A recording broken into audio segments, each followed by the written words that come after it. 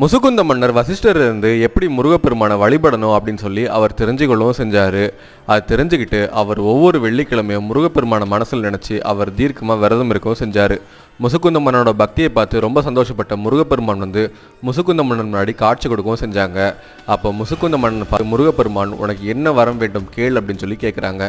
அப்போ முசுகுந்த மன்னன் முருகப்பெருமானை பார்த்து ஐயனே ஆறுமுகனே எனக்கு ஒரு வரம் வேண்டும் அப்படின்னு சொல்லி அவங்க கேட்குறாங்க. என்ன அப்படின்னு சொல்லி கேட்குறாங்க. அது என்ன அப்படின்னா உங்களோட கல்யாண திருக்கோலத்தை நான் காணணும், அந்த வரத்தை எனக்கு கொடுங்க. அதுக்கப்புறம் உங்களோட தேவப்படையில் இருக்கக்கூடிய 1,900 வீரர்களும் எனக்கு தம்பிகளாக பிறக்கணும். அவங்கள வச்சு நான் ஒரு மிகப்பெரிய படையை உருவாக்கணும். அந்த படையின் மூலிமா நான் எதிரிகளே இல்லாமல் இந்த பூமியவே நான் ஆட்சி பண்ணணும். அது மாதிரி எனக்கு ஒரு வரத்தை கொடுங்க அப்படின்னு சொல்லி கேட்குறாங்க.